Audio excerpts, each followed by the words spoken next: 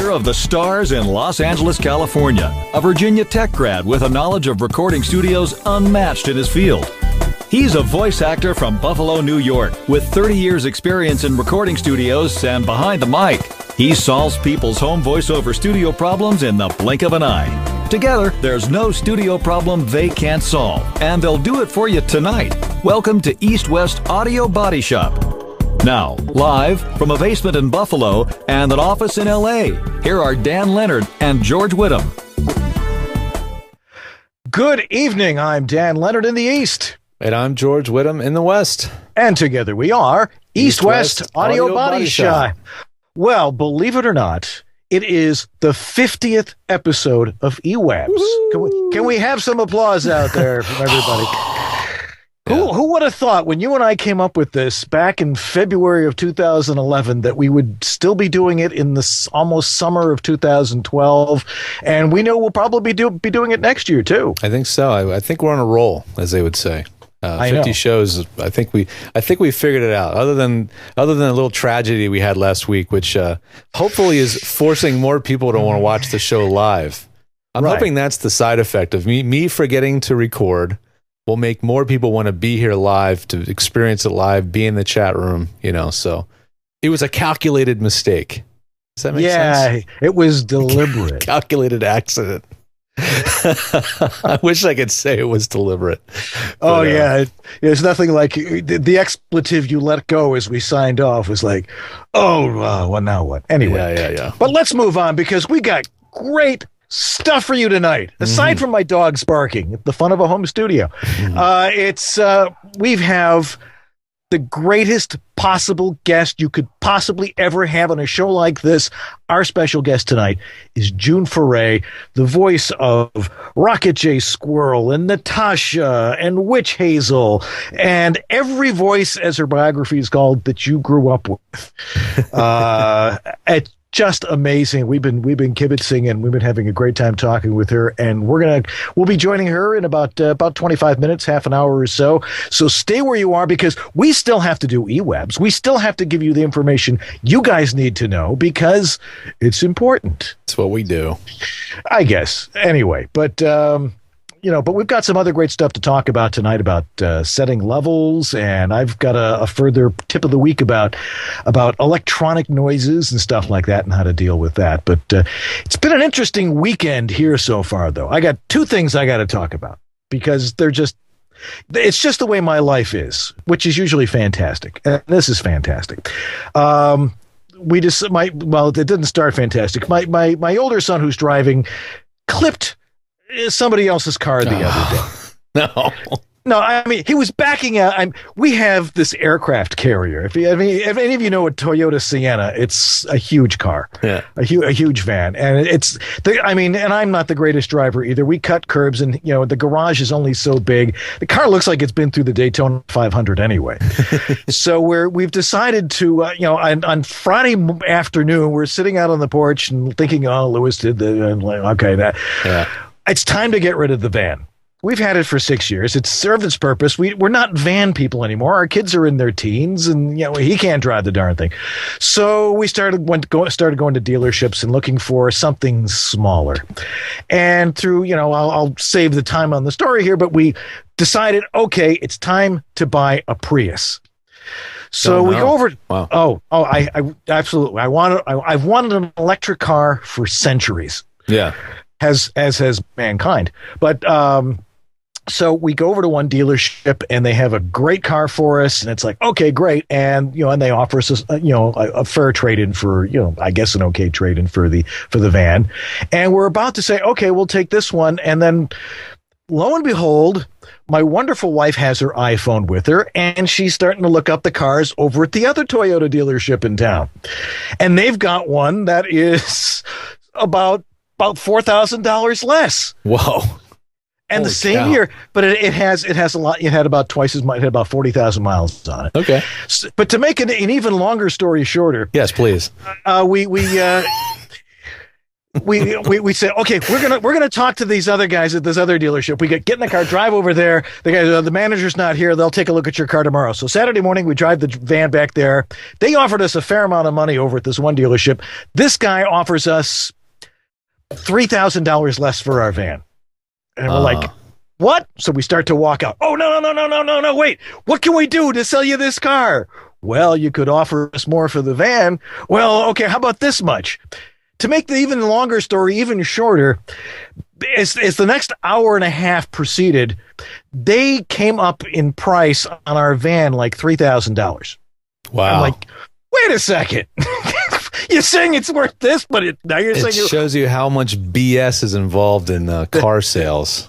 That's right. So finally, we get them where we want. We say, okay. So I sign an agreement with them. Didn't give them any money, and they say, okay, we have to go do the paperwork. You can go sit over in this area. So we're sitting there for a half an hour. They didn't have enough people to, Memorial Day weekend. People are buying cars. We didn't want to wait. So the salesman's like, why don't you go home? Come back in an hour. Big mistake, because we called the other dealer and he's like, we'll give you so much.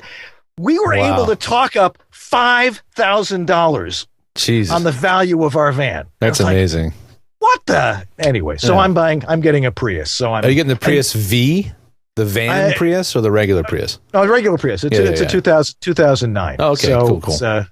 Nice car. I mean, I wanted one for a long time. You're now welcome to live in Santa Monica. That is the official vehicle of Santa Monica is the Prius.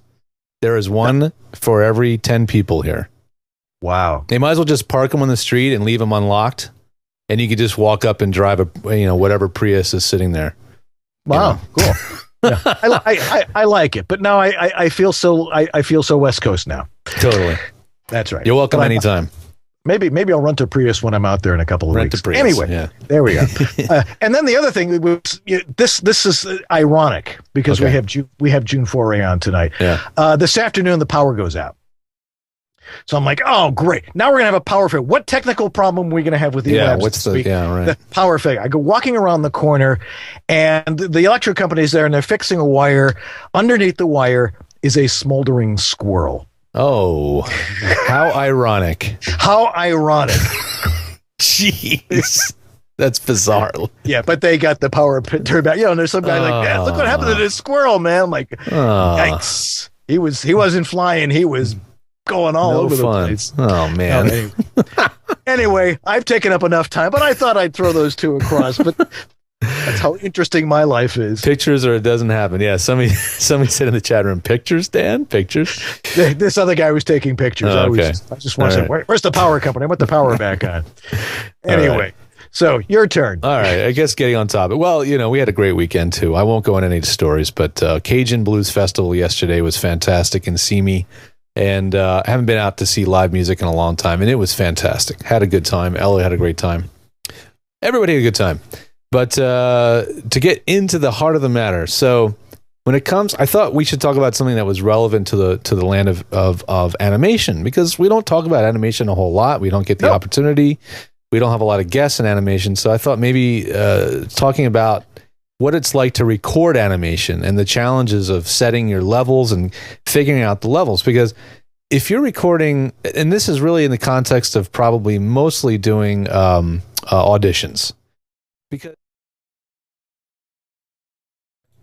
is it because of that one shot didn't have any audio? Now we have audio. Oh, okay. Yeah, that's why. Now we have audio. So I was just doing a monologue with no sound, huh? That was it. I love it. Yay, that was it. That was the technical glitch. My dad was just, something's wrong when my cell phone's ringing and it's my dad. And Dan, I didn't have your mic up either because you didn't. Your wife was there and you guys were talking, so I had to turn your mic down. Yeah, she's telling me you don't have any audio. Okay. You know what? What I just said was not that brilliant, but I will. I'll you summarize. Were going on there. I will summarize. I will summarize. We were recording, but my mic. It wasn't my mic either. It was this ridiculously complicated software I used to do our show, Ustream Producer. Anywho, read some script. When you get loud, and you get zeros and peaks, back down the gain, read some more, back down the gain. Keep backing off the gain until you don't hit peaks anymore at the loudest part of the script. Once you figure out what that setting is, set the gain accordingly, back it off until you figure out what that is. Then set a grease pencil or something on your preamp, and then you know what that setting should be from then on. So you can set your gain for voiceover work. Right now, Dan's messing with me. Nice, Dan. You know what? My wife keeps telling me, she keeps saying, you need an engineer. And I'm too much of a control freak to let anybody else help me with the show. She's like, you need an engineer in there. You can't do it all. And I guess this is proof and now Dan's camera's gone. Hold on. He'll be back in a second. He's rewinding the tape. But anyway, that's the trick. You just have to read the loud script section, find your peak level, back it off until you get that right.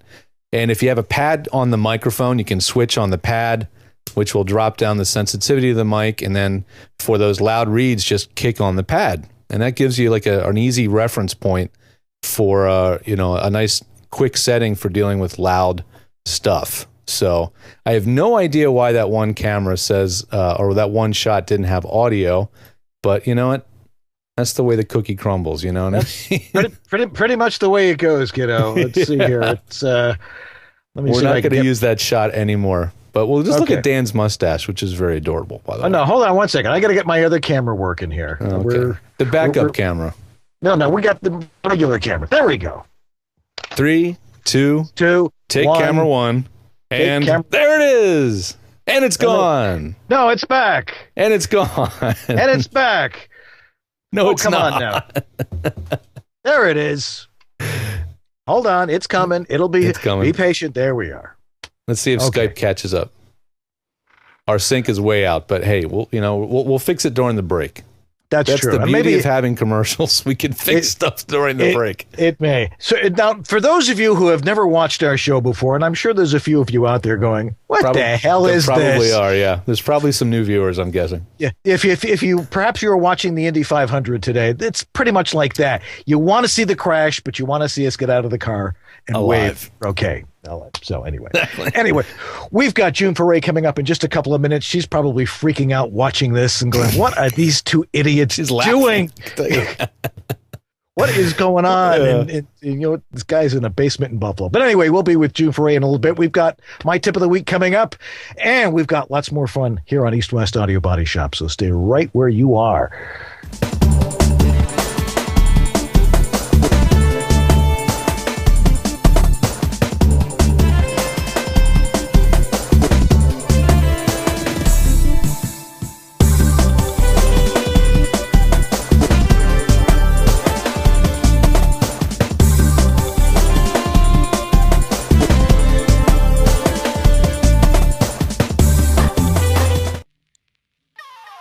Hey, my name is Bob Ball. I'm a voice actor and host of Pop Quizzical. Sure. I hear you thinking, Bob, what is this Pop Quizzical you speak of? Well, I'll tell you. It's a fun and funny, single-themed 10 to 15-minute audio quiz. It comes out every other week right here on the internets. You know, that thing that just about everything cool flows from. Pictures of cats, videos of dogs, and yes, Pop Quizzical. It's available on iTunes and wherever fine podcasts are sold. And it's easily found, too. Go to bit.ly/popquizzical. There's also a companion website at popquizzical.com with daily quiz questions, and every Friday over on the Pop Quizzical Facebook page, it's a Freebie Friday. Free stuff throughout the day. From The Muppet Show to James Bond to St. Patrick's Day. The Quizzical podcast has a little bit of everything for you. Challenge your mind and your funny bone with Pop Quizzical. Class dismissed. This is East West Audio Body Shop with Dan Leonard in the East and George Whittam in the West. Now back to Dan and George. Why, thank you. Anyway, we are so glad to be back, and I'm so glad to be heard, which is probably the most important thing here. I mean, considering this is about voiceover, just sitting Marcy's like, there's no audio. I'm like, okay. And I'm yelling into the mic, George, and you're going blah blah blah blah blah blah blah blah blah blah. I'm like, well, I know he's talking about. I mean, I could hear you over Skype, but that's what we call a perfect storm, ladies and gentlemen. Yes. It's like my co-host telling me that you can't hear me, and I have his mic off. I mean, you can't do better than that. That's right. You should probably leave it on when you're talking so I can interrupt you. And Probably should. Anyway, so why don't we get into the tip of the week here, so we have more time with June, because we want to talk with that. Yes. But last week we talked a little bit about something, so let's move on, and I think you'll find. Well, we'll talk about it a little bit later. All right, there we go. You'll see.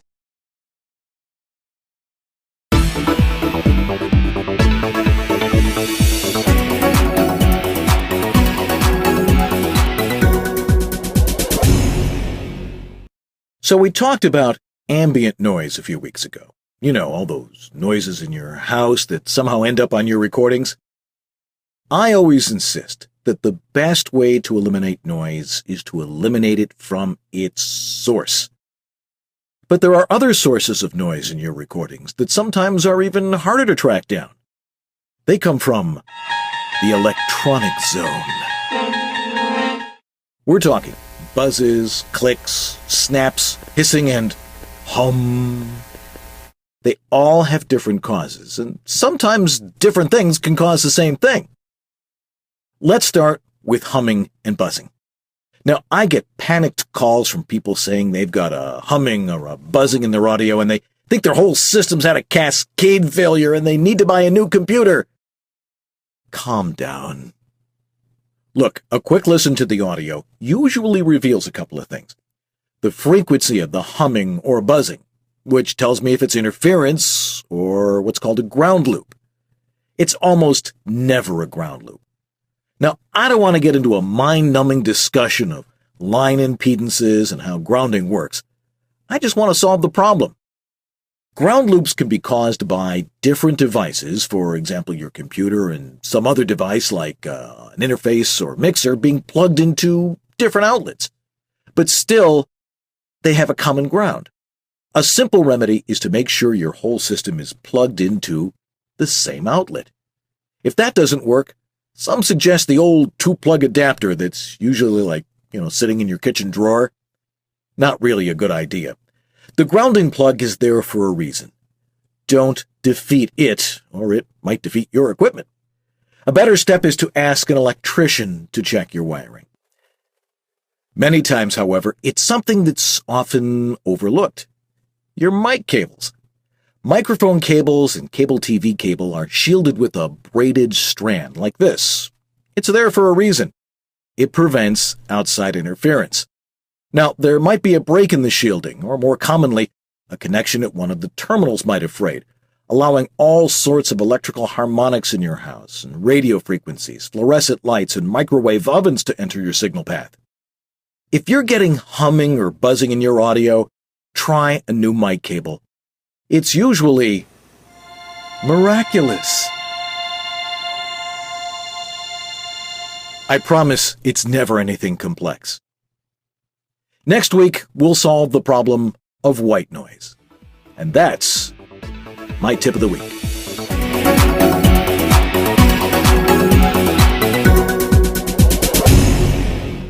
See, I do my research. You do. I know this stuff, but I'm like, all right, really, what is a ground loop? And I'm going through all this. I saw this one PowerPoint presentation. It was like 95 slides long, and I'm like, I'm not doing that one. Thank you. I'll just say, all right, we'll just throw up a couple of equations there and maybe talk about that a little bit. But the busted cable. I mean, we run into that all the time. Now, I know Leslie Diamond is probably watching tonight. I think I saw her in here before. She had a dandy this week. It was just noise. And I'm like, oh, it's got to be a bad cable. Oh, it's got to be the and I'm like, no, it's got to be the computer. We're going to talk about that a little bit later with the Genius Bar. I said, you got to take it over to the Genius Bar. Yeah. Son of a gun, they figured it out. Audition just wasn't switching, you couldn't change the formats. But anyway, usually it's a bad cable. If you're getting buzzing and humming, it's interference because the shielding, I mean, look at this thing. I mean, there's braiding on here. You ever wonder what that braiding is? George, explain to them what the braiding is. Well, yeah, that the braiding can be all, it might be the ground wire as well as the shielding, which keeps RFI from getting into the cables. Right. Is that right? Right. Exactly. I can't remember what the name of the effect is, but you know that you can be insulated from. But if you have a grid around you, and Faraday cage thing. Yeah. Cage. Right. Exactly. Guys can inspect power lines. Like, just grab this unlike the squirrel. Right. So they can do that sort of thing. But anyway, but that's the kind of stuff that. You have to look at. It's usually nothing very, very complex. It's usually some grounding problem of some sort, or I think I forgot to talk about impedances. And, if you're using like a low impedance mic, or a high impedance mic, and that's going to cause you hear this stuff on PA systems. Yeah, exactly. With the home studio, generally not a problem. Right. Well, nicely done. I think that pretty well. We've had quite a run on noise problems. We have. That's our third feature on noise. Well, we got one more next week. We're going to talk about white noise. Noise. There you go. I mean, this is the stuff that plagues most people's home studios more than anything is noise like this. So it's a good thing to concentrate on. It is, absolutely, and not kick your microphone. But anyway, it's 9:27. I figure we should spend as much time with our wonderful guest as possible. I agree. And because that's why everybody's here. They don't want to see us. They don't want to hear about this home studio stuff. Do you? Moving on. Moving on. We'll have June Foray with us right here in East West Audio Body Shop. Thanks for joining us tonight, our 50th episode. So we thought we'd do something special for you. June Foray will be here in just a minute or so. So stay tuned.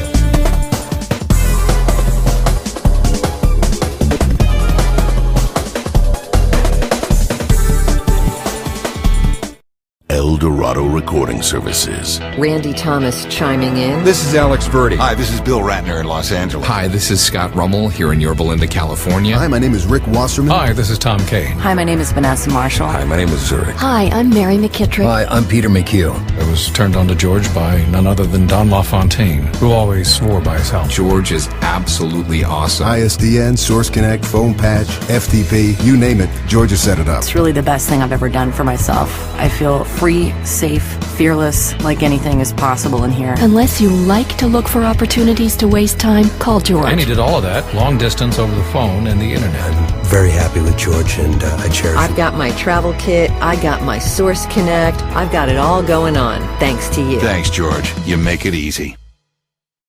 This is East West Audio Body Shop with Dan Leonard in the East and George Whittam in the West. Two guys I love spending Sunday nights with. All right. Yes. Well, it is a wonderful Sunday night because we have in George's gorgeous $1 trillion studio, 2 blocks from the ocean, probably a voice that we grew up with. And I think that's actually the title of her biography. This is a voice we just recognize, we know, especially those of us who are a little older, maybe baby boomers. Remember Rocky and Bullwinkle? Let's just get it over with. Let's welcome to our program, East West Audio Body Shop. Let's welcome June Foray. June, welcome to our show. Yay. Well, thank you so much for inviting me. That's very nice of you. Thank you. Oh, and we're so glad that you could join us for our 50th episode. You know, how many episodes did you guys do of Rocky and Bullwinkle? See, I can't remember how many, but I know we started in from 59 to 61 on ABC, and then we went from ABC to NBC from 61 to 64. So, what, a couple of thousand episodes? I don't know. Wow. But it was so much fun doing it. Oh. Oh, I'm sure, and I probably have every episode memorized. I hear Bill Scott in my mind all the time. Going, hey, Rock, let me pull that out of my hat. But that trick never works.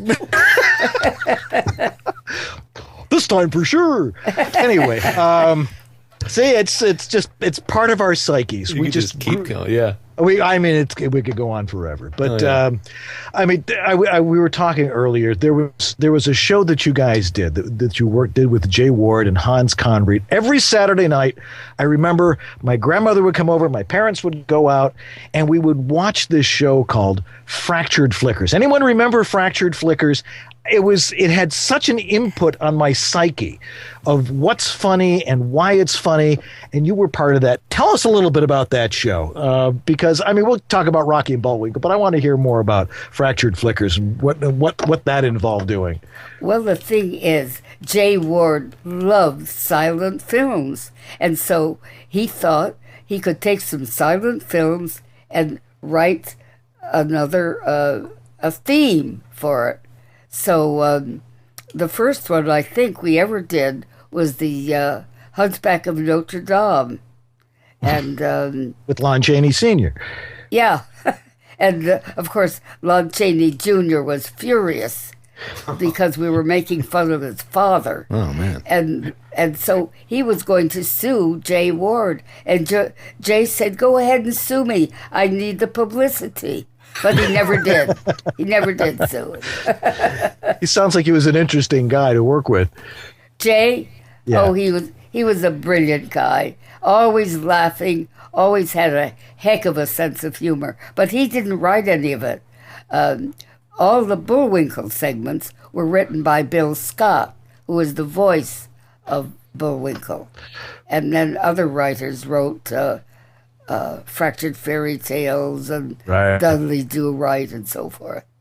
Yeah, and you worked with some amazing people. Those of us who remember some of these classic voices, people like, of course, Mel Blanc and Dawes Butler and Stan Freberg, but you also worked with Hans Conried, one of my all-time favorites, and William Conrad, and Paul Frees. Paul Frees. Who was wonderful, yeah. Edward Everett Horton. Yes. What a wonderful voice he had. And these voices that were just classic voices from the 60s, and those of us who grew up in the 60s, it's the soundtrack of our lives, I guess. People in the chat room are talking about when they hear your voice, it's like they're like transported back to watching TV and eating Frosted Flakes or Tricks. Exactly. Well, it was so much fun doing it. It was like having a party every time we recorded. Recording was just incidental. But Edward Everett Horton, he was so great. And he never drove. He always had somebody drive him. But he was marvelous. He'd pick up a script that he had never seen before, and we'd read it once through, and he was marvelous. And then he'd say, well, I got to go play tennis. And so that's what he would do. And he had a marvelous home. He invited all of us for Christmas one day. Unfortunately, they pulled down the home. It was so gorgeous.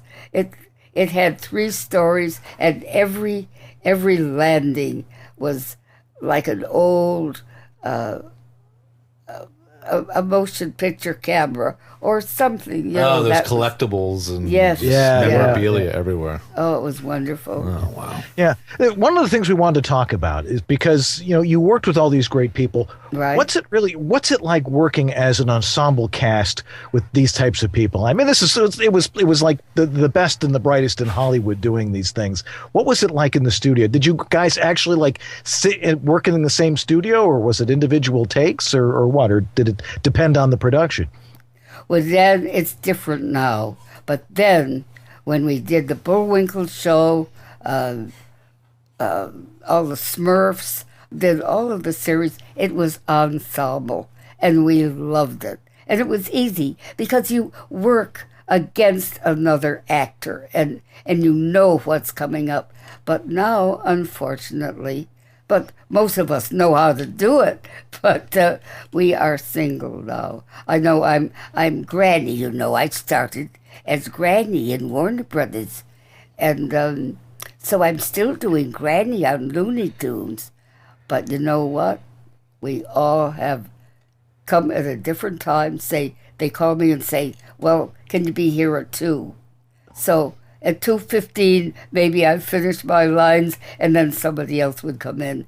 And so you don't have that wonderful ensemble feeling of working with everybody all at once. And I think you give a better performance. Oh, I would think. But I can imagine there were an awful lot of cut-ups in there where you'd come into some sort of a line and you couldn't continue for a while. Did that happen much? I'm sure you were all very professional, but... Yeah, right. We never had any problems. But the only time we really had any problem is if we laughed. Right. Or went overtime. That's the only problem we ever had. How many takes did you have to retake because somebody just lost it and they just couldn't stop laughing? I mean, did that happen a lot or not too much? Not too because often. We were very serious about it. Sure, of course. But we'd come to work and we'd tell jokes. Bill Conrad and Paul were always joking, knocking each other and insulting each other, but they were wonderful friends. It was like going to a party, and recording was just incidental. And we read it through and never did it again unless we were 2 minutes over time. And it was wonderful. And that's the way it really was with the Smurfs and all the other series, DuckTales and everything. They're all professional people who have worked in the industry for so long. And so it was very simple. You read it once over the table and do it. And that was it. Mm. Where did the voices come from? I mean, a lot of us have taken, seminars on doing animation voices. How do you create a voice? Well, my mother and father were very intelligent people. They'd take us to plays and they'd take us to the movies and to all kinds of entertainment things, operas. And when I was 6 years old, I told them I wanted to be an actor because I could mimic them all. I would listen to some of the voice or the actual actors, and I would impersonate them. And so when I was 12 years old, I worked in radio, WBZ, in Springfield, Mass. And that was, it was a subsidiary of WBZ in Boston. Mm-hmm. And I just did a couple of shows when I was 12. When I was 15, I had the hubris to call the station manager and say, "Look, I can do all these voices. Would you let me be on every week?" And they consented to it. And that's how I started in radio. Chutzpah does it every time. Whatever it is. That's right. Exactly. Well, it's an amazing, it is, somebody was saying it's an innate skill to be able to do mimicry and stuff, but now everybody's mimicking you. The voices, the ones you had were just so unique and so recognizable. And, is there a technique? Is it just acting, or were you drawing from something else and then just adjusting to it? I mean, like, how was Nell different from Natasha? I mean, here's two very different characters, but you would never tell that you were doing both of those. Well, you have to be born an actor. I don't think you can teach. I taught voiceovers at USC for 7 semesters. And my students would come to me and say, "Hey, June, listen." And they would go through wonderful voices. Terrific. But you get copy in front of them, and they couldn't act. I think it has to be inherent. You have to be born with a certain ability to do it. Yeah, as Gypsy says in Gypsy, or as Rose says in Gypsy, you either got it or you don't. You're absolutely right.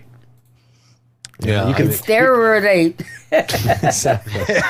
Well, are you still getting out and driving yourself to the jobs?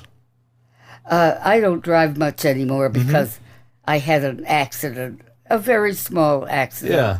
Nobody hurt, hit a parked car, and they took my license away. I had a beautiful Jaguar, and my license is continuing until 13, but 2013, they looked at my age and said, forget about it. So how did you get here today? So I hire somebody to drive me. How did you come here today? My friend Rachel took me. Rachel is wonderful. Rachel was one of my students, right? That's right. Rachel Ehrenberg. Rachel Ehrenberg. Yes. She is with us tonight, too. Yeah. That's right. June was my first voiceover teacher at USC back in 1981. We used to meet over at the original Animation Guild Hall. And one of the things that she's speaking about with the innate acting, the ability to act, there were 3 of us in the class who she personally liked. I was honored to be one of them. And she invited her agent, Don Pitts, to come and hear us and whatever. Yeah. And one day, June turns to me and she says, you know, Rachel, you do my voices almost as well as I do. Stop it. You're not allowed to do anything that I do until I'm gone, and I ain't going nowhere.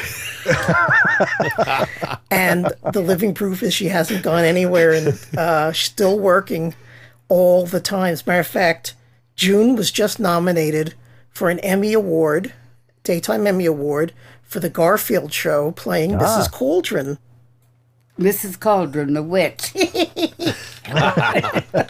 You know, Mark Evanier, who is a wonderful writer and director and producer, and he hires me for Garfield. He helped me write my autobiography. Right. I wrote a lot of it, but he put it together, and he's wonderful. And Mark called me to tell me that. But he said, because he does the casting of his show, he gets so many cassettes from women who say, I can do what June Foray can do. He said, he always says, I send a letter back or call him and say, why should I hire you when I can call June Foray? Yeah. But a funny thing happened. When I was doing the Smurfs for Hanna-Barbera, it was, I was on every week doing different voices, but mostly Jokey Smurf. Mm-hmm. So Gordon Hunt was the director. And Gordon one day said, June, would you audition for Mother Nature? I said, audition? I do the show every week, and I double all the time on all the shows that I do. Why do I have to? He said, Joe Barbera wants it. So I heard from an animator who worked at Hanna-Barbera. Joe listened to the first clip, and he said, too much like June Foray. He listened to the second clip, June Foray. He listened to the third one, he said, now that's the one I want, and it was June Foray. That's unbelievable. So I did Mother Nature. I knew that they would probably try to do something like Granny, you know, for Mother Nature, an older, nicer lady. But I thought about it and said, I'm not going to do that. So I made her kind of a crazy old lady, you know, that kind of a nut. Yeah. And that's what he liked. I did it. For the voiceover people who are watching, some of whom do animation all the time, most who don't, the one thing that June taught me about animation beyond anything else was to be yourself, was to be genuine.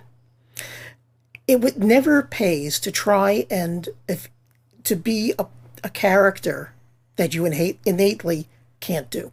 Mm. Forcing it never works. If it's not right for you, it's not right for you.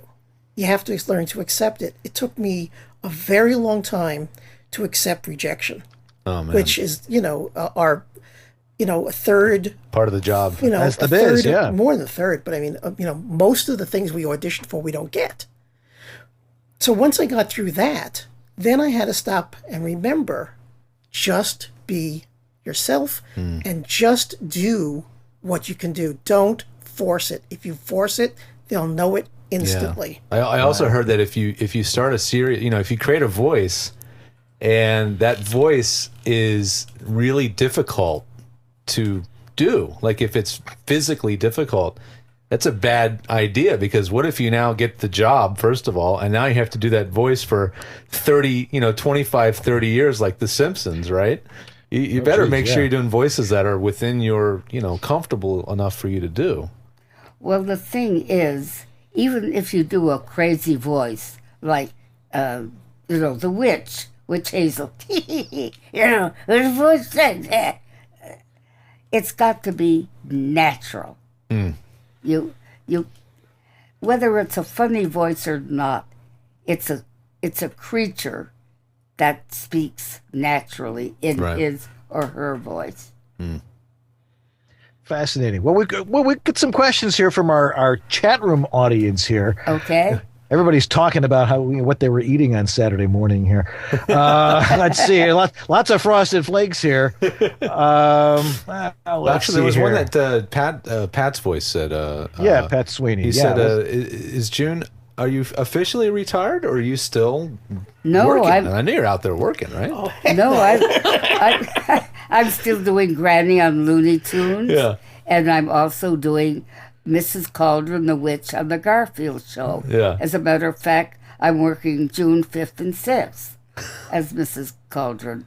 That's where do you go to? Where is the studio that you go for those jobs? Buzzies. Okay. Oh gosh. I've been there. Oh yeah, it's wonderful. They've been, as far as I can remember, I started working at Buzzies. Oh really? 35, 40 years ago. They were there. I didn't know they were on that long. And they're still there. Oh yeah, I've been there recently. Have you? The owner really prides himself in quality. Andy? Andy really prides himself in having the quietest, best sounding studios, and it must be a really nice place to go and work. Oh, it's wonderful. As a matter of fact, I took Andy Friday night to the Magic Castle for dinner. I owe him. Because, I wrote Lady Make-Believe, all the children's stories, and I wanted the original that I did because I had somebody do music to it. And if I want to put it out for sale, I don't want to have to pay the musician. Oh. So I went to Andy, and Andy did it for me for nothing. He said, "You recorded here." He's terrific. That's great. Yeah. He's a consummate professional. Yeah. And a total geek, too, kind of like me. He loves he's a real nuts and bolts screwdriver wiring perfectionist kind of guy. He really... He takes it to another level. Tom has a question here. He says, what was the most, I bet you get this one all the time, but what was the most challenging voice you ever did? Gee, I don't think I've ever worried about it. I don't think I've ever had anything. If people say do this, I do it. Well, the first time I worked for Chuck Jones at Warner Brothers, everybody knows who Chuck Jones was, but I didn't. I was just starting in doing voices for cartoons, and I was working for Disney, and I did the Witch Hazel, right, for Disney. Besides playing Goofy's wife, that crazy voice. But anyway, you're activating all these fuzzy memories here. But my agent called.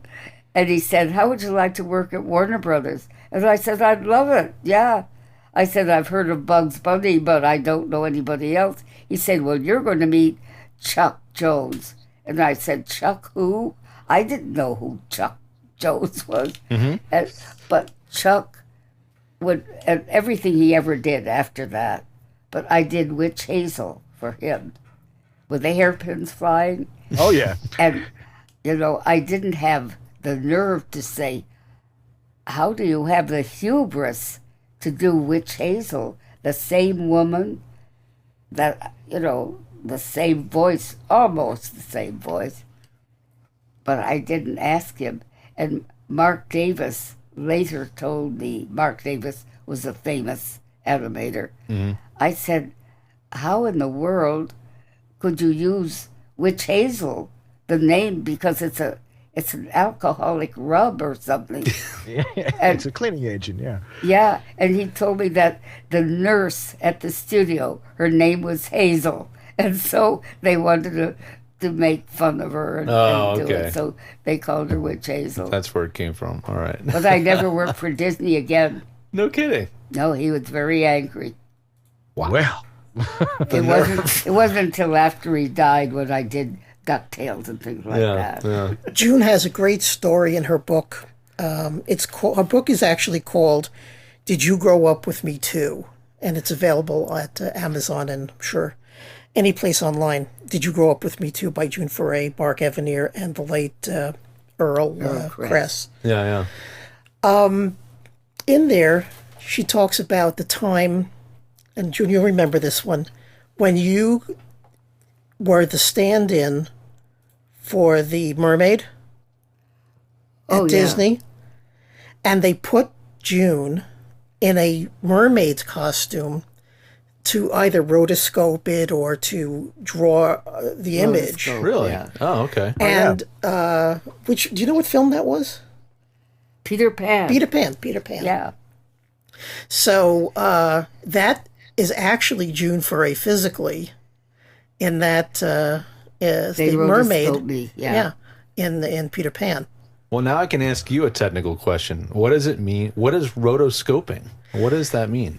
Well, essentially, that's to make it extremely simple. It's tracing. Mm-hmm. Frame by frame. But basically, you take the image that's, of course, now with computers, you can do it a lot faster. But essentially, it was taking a cell and drawing to the picture that's already been filmed. Right. Some films that are done motion capture today, they'll shoot the entire picture. Yeah. And then that I'm more familiar with because it's more modern. Right. And I've seen that. I've seen motion pictures. capture basically is the computer modern version of what rotoscoping was at the time. Right. Got it. And then, of course, Disney started the multi-plane cameras. Right. So that it had depth where the original cartoons were very flat. Two-dimensional, Yeah. Right. But one thing is that you can take any of the animation that June did from A Witch's Tangled Hair, which was 1956, which was her first job with Chuck Jones and Mel. Broomstick Bunny was the first one. I'm sorry, Broomstick Bunny. You're right. Oh, yes. A classic. And all of those. And they actually stand up perfectly fine. Mm-hmm. And one of my things in the work that I do, both as a performer and also as a creator of animation myself, is to try to have stories that stand up on their own. Right. Because even though there's a market for the anime style, for the video game style that a lot of Saturday morning cartoons have become, the shows that people talk about around the water cooler, Family Guy, which June has been in, and The Simpsons and all of these shows, they stand up. Yeah. Nobody particularly wants to see 3 weeks ago's Yu-Gi-Oh! Yeah. It has to be. And that's a discussion that June and I have had many, many times on car rides, where we discuss the fact that both of us love the idea of keeping the integrity of the work, of keeping a tradition alive. Mm-hmm. But it's the directors, really. Yeah. Now, when I worked for Chuck or Walter Lantz or Tex Avery or Disney, nobody ever directed me because they directed themselves. They knew if they called me that I could do what they wanted. Because when I first did Broomstick Bunny, I read the line And I said to Chuck Jones, I said, don't you want me to read another one for protection? No, that was fine. And Walter Lantz. They knew what they wanted. Yeah. They knew what they wanted, and it was all in the casting. They knew they had the right person in the chair in front of the microphone, and they could trust you. Right. I got to work with Don LaFontaine, the promo announcer, trailer actor, and even in his later years, even though it was Don and people hired him for Don, they would still have him take things over and over, for safety, or it was a really, really young director, so the director wasn't really sure he wanted to cover his bases, and Don would pretty much read it the same way the second time and the third time. You get the idea, and nothing like directors that know what they want and know that they've got the right person to do the job. Right. Let you do your job. Right. Oh man. Yeah. How has the business changed? For you over the years. I mean, obviously you've been doing it the same way, coming into the studio and working with people, but how have you seen the business change aside from the technology? How it's cast and all that stuff? How have you seen any major changes over your career? Well, in the first place, I know all of the animators. And, that helps. And if it is hand-drawn, as Looney Tunes is, there's a little bit of difference in the drawing now. And mostly now, it's 3D. When I thought I saw Putty Tat, that was shown in the theaters. Mel Blanc had recorded this song in 1951 or 52. And of course, I was Granny in it. But that was 3D, and it was not hand-drawn. It was CGI. And so much of it is. And a lot of the animators are out of work. And I feel so bad for them because they're such great actors. They're performing really with their pencils. But they're out of work. Yeah. And it's just, it's kind of a shame. Or it's going overseas. A lot of the animating work is going overseas too, right? Yes. Yeah. Yeah, It is, unfortunate. But it always has. Sure. For a while. I know I was working at Filmation doing a couple of series.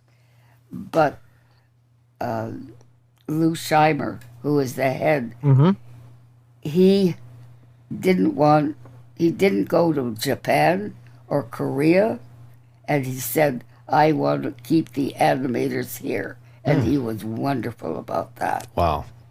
There's some pride in that, for sure. You'd know best He-Man and She-Ra from that era. Oh, okay. From Filmation. And their studio was up on Sherman Way in San Fernando Valley. And Lindley Avenue. Yeah. Right. Because my house, the first house that I ever bought was there before Filmation came in. Oh man, well, there's a couple more we'll fire off for you before we let you go. They're streaming in actually. The chat room is like really active. Do you get to improvise ever? I mean, I know you create the character, but do you really stick to the script always? No, never changed anything. The scripts are so well written that you wouldn't dare. The only time I ever changed anything in Rock and Bullwinkle is I'd say, hokey smoke, But other than that, no. Everything was so well written and timed perfectly, so you don't improvise. You just had a huge respect for the script writers and the process. And I've always been a great grammarian. If there is something was wrong, like one of the times they made a plural out of handful of roses are. And I said, no, it's a handful of roses is. A handful is singular. Right, referring to handful. Yes. Right. And so that's the only time I ever corrected anybody, and they took it. June actually, as part of her class, was she went through a bunch of words that are commonly mispronounced. One that sticks in my head for all of the voiceover actors out there is coupon and coupon. It's not. It's not a coupon. Right, it's right. a coupon. It's a coupon. Yep. And that was one of the first ones that I remember her teaching, and then there was a few others. There are some words that are totally incorrect, but have become part of modern speech that there's no fighting it anymore. Like what? Oh, minuscule. Oh, really? It's actually minuscule. It's minuscule. Is it really? I wouldn't know what you were saying. Right. And I remember June teaching that one, and I went to a friend of mine and asked him if he had ever heard it spoken that way, and he hadn't, because it had just gotten, changed over time. One that's much more popular culture would definitely be nuclear versus nuclear. Yeah. That's right. That's right. That one's said wrong. So for you want to impress people is, I don't think that, I don't know how a client would take it, but if somebody said coupon, I just don't, it bothers me. Yeah. And it would bother me to say it. I wouldn't want someone to direct me and say, oh yeah, say coupon, but it's coupon. Right, right. Yeah. Well, that's a tough line I have to cross sometimes. Well, animation has been such a wonderful part of my life that I started the Annie Awards. Did you know that? No. Yeah. Okay. I was president of ASIFA Hollywood. I created ASIFA Hollywood. It was called ASIFA West. There were only a few people who belonged. Oh. Some of the animators. Yeah. But they didn't do anything. They would just meet for dinner or something. Mm-hmm. But then I started ASIFA Hollywood. Oh. And that's when I thought, gee, they've got the Oscars, they've got the Tonys, they've got the Emmys, and nothing for animation. So that's when I started the Annie Awards, and now they're quite big. Yeah, I'm sure they are. Are they getting televised? I think they're getting televised now. They did their first online stream. Oh, cool. This year. Good. Well, this year. And it was all animated. The extra presentations were animated. And see, if you would think of what would be better TV than watching the actual people who do those voices on camera. At least getting to accept. I mean, I would think everybody would want to see that. Sure. Well, it is fun. You can wear jeans or whatever. You don't have to dress up. Yeah. And it's just a lot of fun. Oh, man. It does sound great. Did you ever work with somebody named Paul Winchell? Yes. Okay, because somebody said, hey, I wonder if she ever worked with my uncle. I did. Somebody said it was, somebody in our chat room says his uncle. George, you know who Paul Winchell is? The name rings a bell. Oh, yeah. It was, he was a ventriloquist. He was a ventriloquist, yeah. But he was also Gargamel in the original Smurfs. Well, there you go. He was Gargamel. Yeah. And also Tigger. Tigger. Right. That's the Paul Winchell. Yes. He was a very brilliant man. He was an inventor. Yes. The artificial heart. He invented the artificial heart. Yes. Get out of here. That's incredible. I knew that. Did you, Dan, do you know his daughter, April Winchell?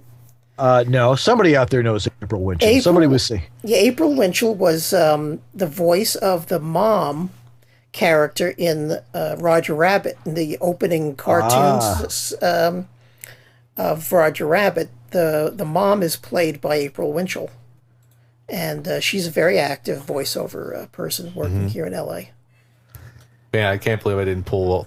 I can't believe I didn't realize who Paul Winchell was right off his, because my daughter is a Winnie the Pooh addict. Yeah. Oh yeah. I mean, addict. Bother. Yeah, that would be the best way to describe.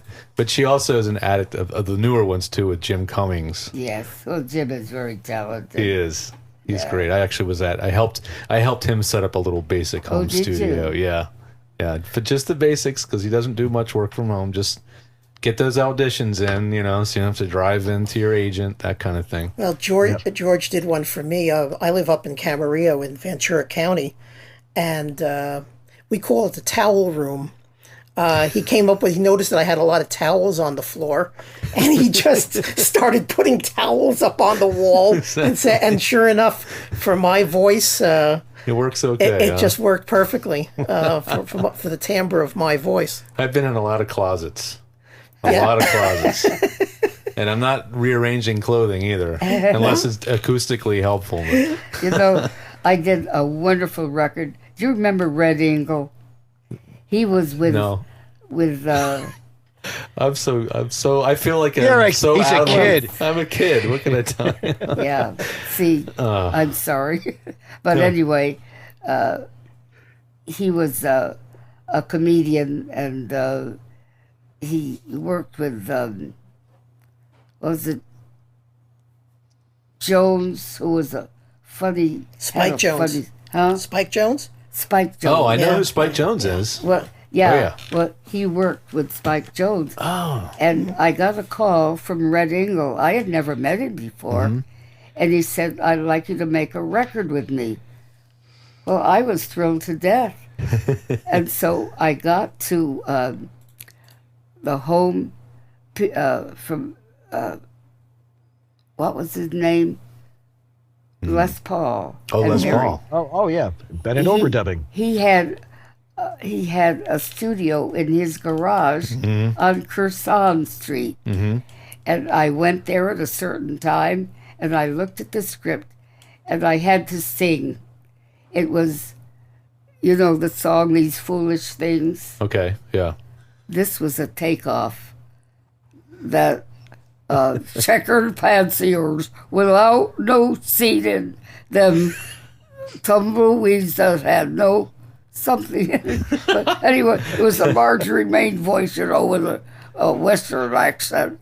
There's a lot of things I like about you too that stuck in my heart crossways, but it was a takeoff on These Foolish Things. Oh, okay. I love Spike Jones. Actually, I have to thank my dad for that. He loved Spike Jones, and he had cassette tape dubs of the records, and as just chance should have it, I just recently, actually, I'm in the midst of working with Spike Jones Jr.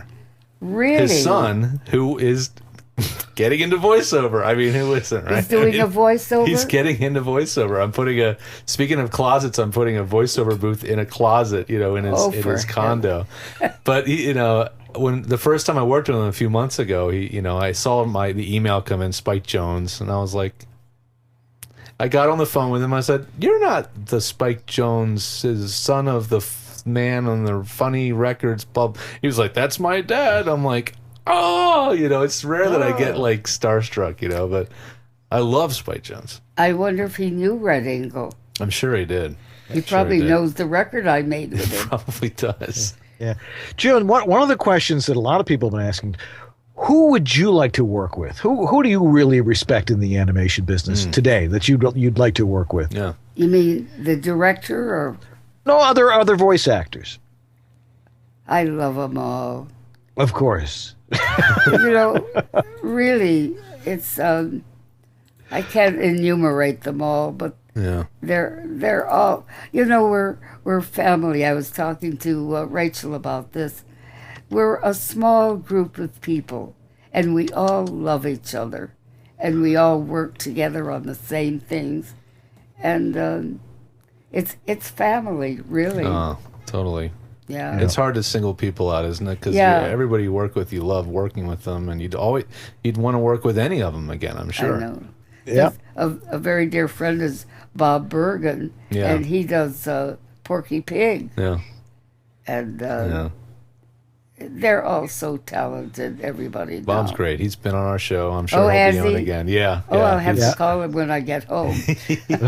Among the new group of people that I've been working with, Stephanie Reggio, John Taylor, D.B. Cooper, John Thomas, a group of Piet Volchuk. Oh, yeah. Piet's wonderful. He's an amazing performer. And I know I'll forget people too, but this younger group of people have come along that I've put together as an ensemble that we work with on our projects. And our very first recording session, June came to. Oh. And the proudest moment that I ever had was to hear her say, "I see you learned the lessons I taught you." So, that's passing the torch. That was the most amazing moment to me. Yeah. And the second one was we did a promo with June performing as a grandma bear. Mm-hmm. And the same type of thing happened where So June asked, do you want to do another take, or do you want anything different? How do you direct June Foray? Right. I couldn't. Good question. I couldn't possibly. I sat in the booth and said, June, don't worry, that's fine. But the humility of asking, and being asked was just an amazing moment. That's the professional. Yeah. It's always that the pro is always inside you. You always ask. It's always part of the nicest award I've ever gotten is a star on the Hollywood Walk of Fame. Oh man. I got that 12 years ago. Really? Yeah. Oh, that's fantastic. Do you remember what part of it is? If I went to go find it, it's 7080 Hollywood Boulevard. 7080. All right, everybody. It's on the south side, just east of La Brea. Oh, that's fantastic. Yeah. I have so many awards, which is very flattering, but I don't have any more room on my I was going to say, where do you keep them all? They're just like wallpapered with stuff. That's true. Yeah. Well, June, you've had such a fabulous and long career, and we know you, and you're going to continue doing this. I think until you just feel like you can't talk anymore, and I think that's probably going to be never. But what? And a lot of people have been asking this one. What would you like your legacy to be with this business? Because you are this business as far as a lot of us are concerned. You're the mother of all of us for all this. But what would you like your legacy to be? How would you like to be everyone to remember you as in this business? As a kind, thoughtful person who helps other people and the environment. I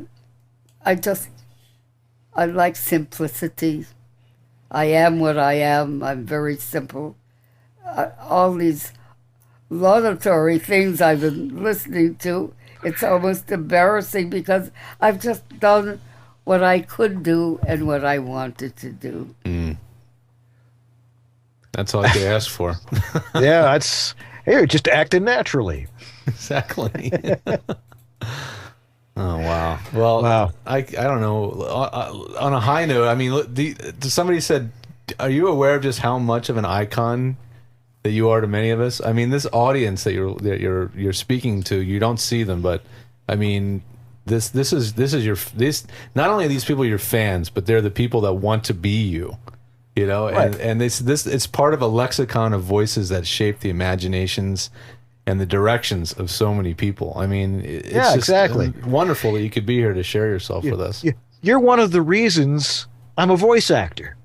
I mean, there's thousands of people getting into this business, these days. Some people may not even remember or haven't even seen Bullwinkle, but to this generation, and I know a lot of people who are with us in the chat room and watch the show regularly, and we were discussing this the other night.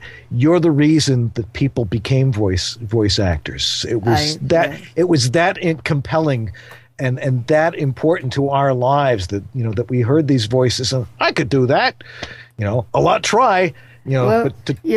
Animation is the nexus between fantasy and real life. Good point. And so it's wonderful working in this. I get fan mail from all over the world, from Singapore, Africa, India, Finland, Poland. Every continent. From Poland. But see, it used to be they dubbed these in their own language. I know once when I was in Italy, they were showing the Smurfs, and I knew somebody at Rai Television. So I said, could I go in and watch the show because I'll get a residual? Right. It was in Italian. No kidding. But now, you see, most people all over the world speak English, so they hear me now. And that's why I get fan mail from all over the world. Oh, it's very flattering. Well, June, thank you for gracing our 50th episode. I mean, it's big enough that we've done it, but it was just so wonderful having you on tonight. I mean, we're a crowd of voice actors, so we take this, as a highlight, I think, of all of our careers to actually hear you speak and tell us about your career and really, give us an idea of what it's like, to be at the epigee maybe that's not the right word to use, to be at the apex, of this business. I know it was one of those A words in there somewhere. But thanks so much for coming, coming on to our show tonight. And I know we want to have you on again because I'm sure you have even more stories to tell. Oh, I have a lot of them. I figured you did. Call in anytime too. You can call in. Thank you for inviting me. It was very flattering. Thank you, George. I think we got more to do, but I think we should say goodnight to June because it's a long time for you to be talking. But then again, you've been talking all your life, so it's 10:15 where you live. It's just a shankety evening. Oh my God! All she cares about is that it's time for you to go to bed. Yeah, and my wife is saying the same thing. So, thank you, Dad. Thank you. And thanks for being on George. the show. You guys are wonderful. Thank you for making the trip out. out, George. I appreciate that.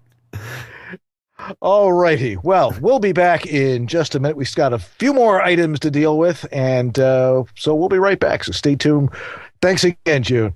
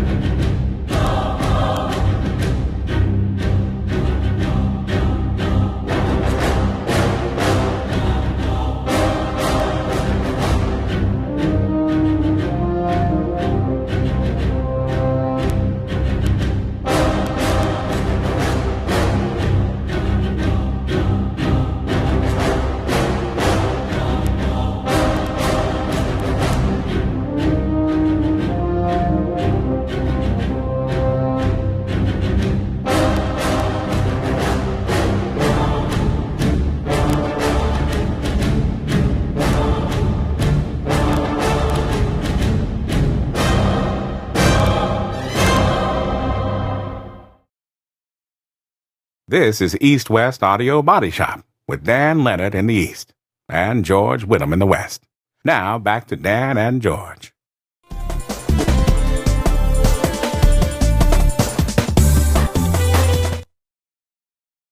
Wow. Well, we're back here at East West Audio Body Shop. At least I think we are. Kind of blown away.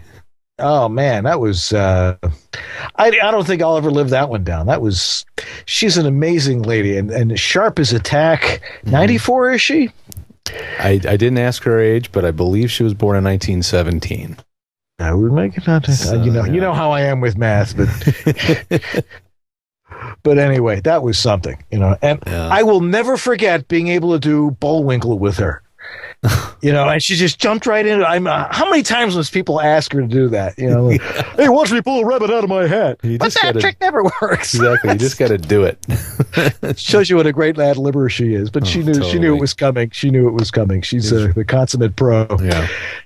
Anyway, I thought it was fascinating how she talked about how they don't improvise. That the scripts, they ain't what they used to be, right? But I mean, they used to be written with such precision and everything was already there that needed to be there. And they literally stuck to the script, and they worked so much that they they rarely had a big gaffe or they rarely had, where they just lost control and laughter, because they were just really worked together so much. They're pros.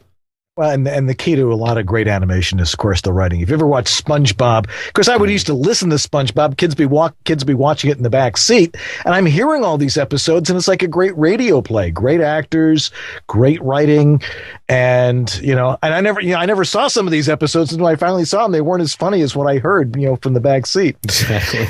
Anyway, actually, no, they were. SpongeBob's one of my favorites. Anyway, a little bit of tech of the week. You were going to briefly talk about this new lexicon thingamabobby. Oh yeah, well, this thing isn't even new. To even call it new, it's kind of a misnomer. It's the Bo Weaver. He's like our honorary our geek in the field. It's like he's out there trying new stuff and blowing money on gadgets so that you don't have to.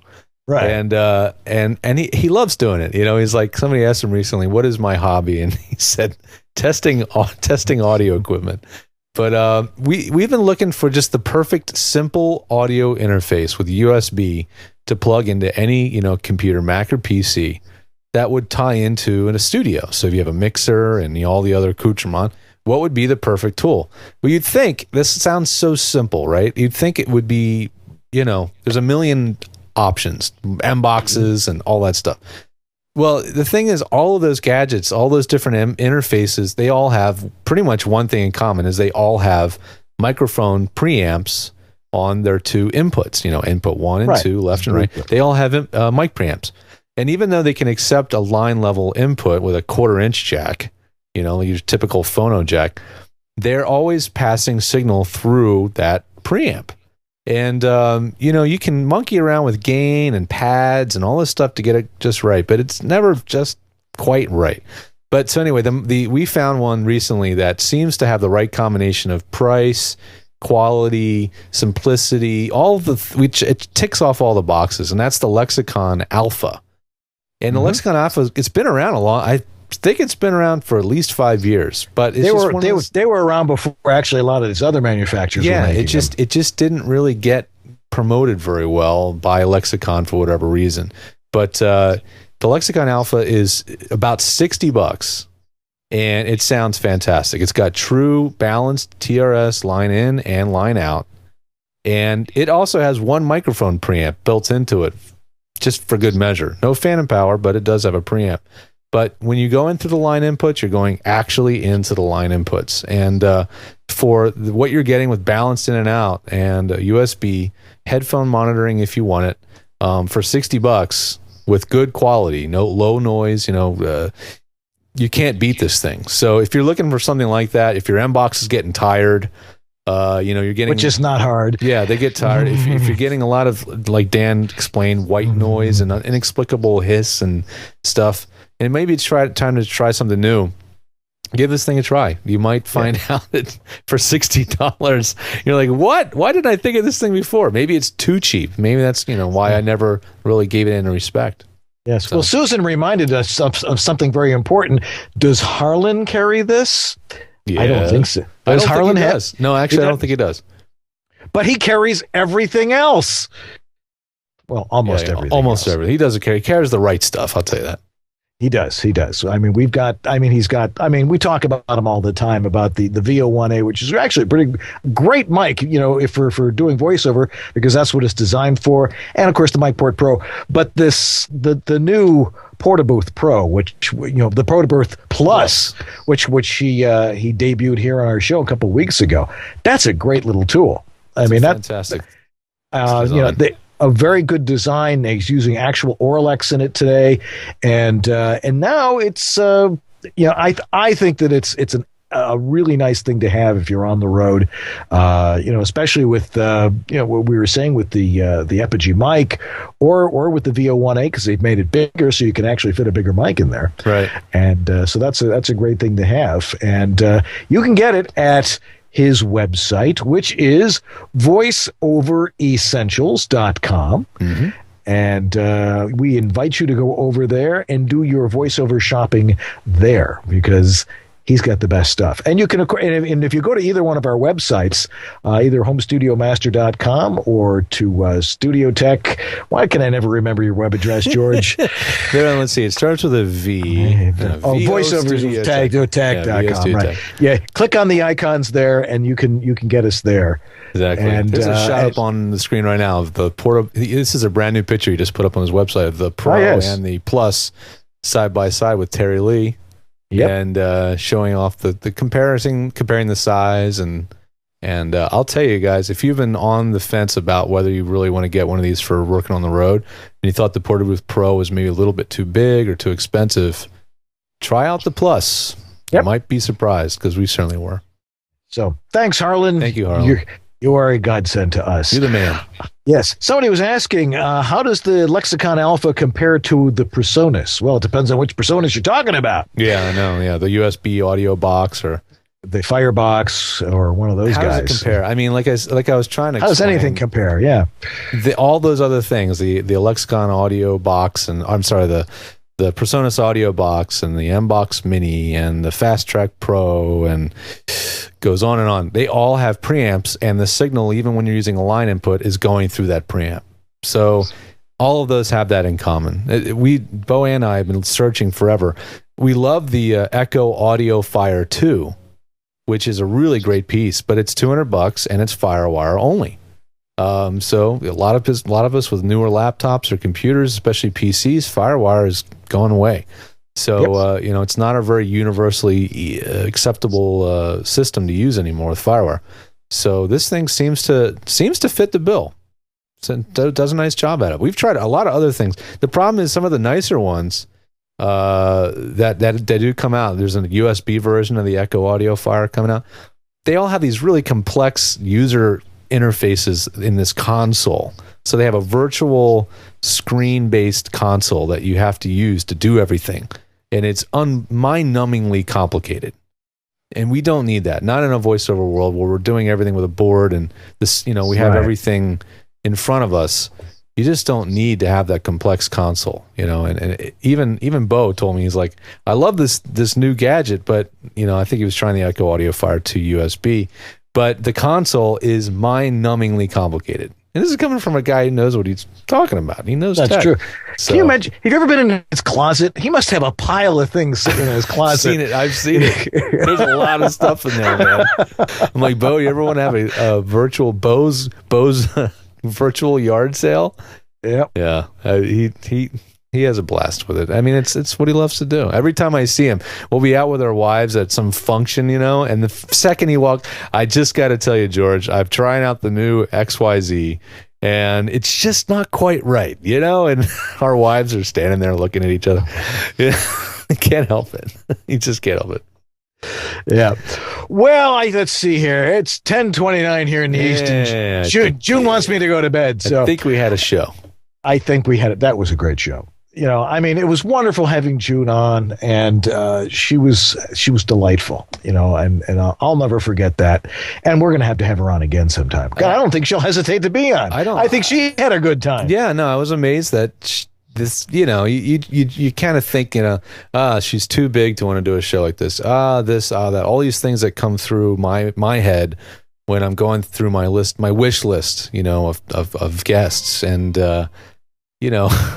it just blew me away. I mean, it helped tremendously knowing Rachel and Bob, because they know June, and they both were enthusiastic about her coming on. They both knew that she'd like to do it, and Rachel was instrumental in her being here. If Rachel hadn't been so involved with wanting to make it happen and getting her here and the logistics, so thanks a lot. I mean, a lot of thanks goes to Rachel Ehrenberg for not only driving her here, but just getting her to come on to the show. Yeah. Well, that's 50 episodes. Next week, the next 50. Yeah. Well, yeah. The next week, we're not doing a show next week. We are taking off a week. We need a week off. Yes, we do. Because we have a lot of prep work to do for Cal. We're heading out. I'm heading out to California for Voice 2012, and George and I are doing our special presentation on processing demystified. It's going to be great. It's going to be fun. We're working on it. It's going to be, other guys, we have this presentation. They talk, we're going to talk about law. No, I'm sorry, Rob, Rob, we love you. Yeah, we love you, Rob. And some of the we're gonna put on a show for you guys that if you're coming to Voice 2012 and want to really learn some basics and suddenly go, oh, that's what that's for. Eureka! Yeah. Eureka! We're gonna give you some real good visuals on what this stuff is about. So, what's the latest with Wovo?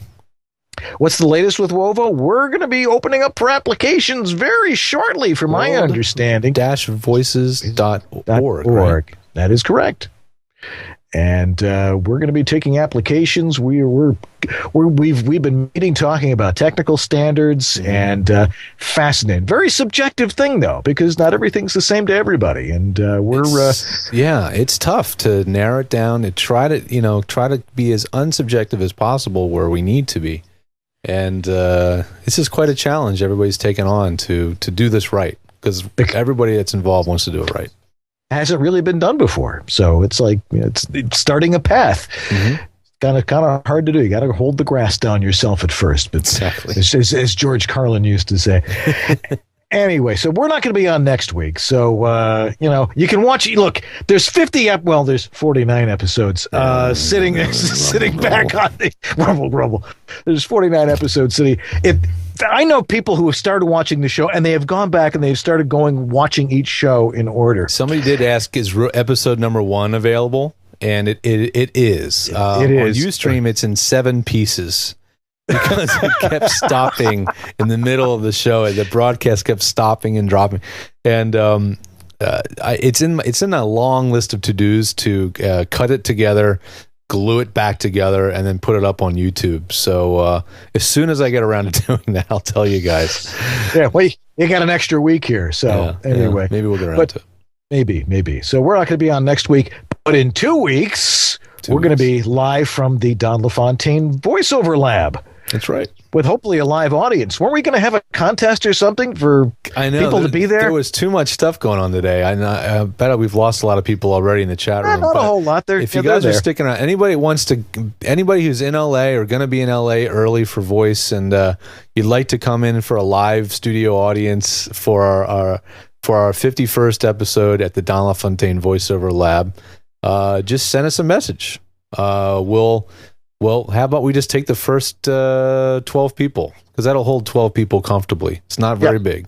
It's not big, but we'll take the first 12 people that send us a message on our website, and we'll give you the details. Once we get a list solidified, we'll let people know it's full, and we'll get the list in there. So, because it's not a public building where you have to get on the list to get in the studio, but it'll be a lot of fun. Then you got to find it once you're in there, which is finding it. The best security is being hard to find, and that is definitely the case for that studio. So it's a labyrinth to get in there. Yeah, so go to send us an email on EWABS.com in the contact page, and we'll put you on the list. And that'll be June 10th, and I guess we'll be on at 6 o'clock, so we'll probably gather there around 5 or so, or probably earlier. Yeah, I'll be there a little earlier. We're gonna, it's gonna be a live show, like with Dan and I in the same room, or I might be sitting on one side of the glass, Dan on the other. I haven't figured it out because I still have to run the thing, but it's gonna be interesting. Yeah, you might want to. That's why we're taking an extra week here. Yeah, we need a little more time to prepare, but we're gonna have some of the folks who helped found the lab, some of the actors that have supported it. We're going to have a representative from the SAG-AFTRA union talk a little bit about that. We're going to cover a lot of different topics. Excellent. Yes. Mm-hmm. And then the week following that, we're going to be at Voice 2012. We're going to do the show from there. That's right. So that ought to be fun too. That'll be interesting. Yeah. Okay. 10:34 here in the East. It's a new record. Hour and a half. We beat the hour and a half record. Wow. Well, we wanted to give June as much time as we could possibly get with her. And, so I wanted to make sure that we got her for the max amount of time. Exactly. And so I guess if you can do without us for a week, I'm sure you can. But we'll be back in 2 weeks, and I'm looking forward to seeing you. I always like being in the same studio with you. It's a lot more fun.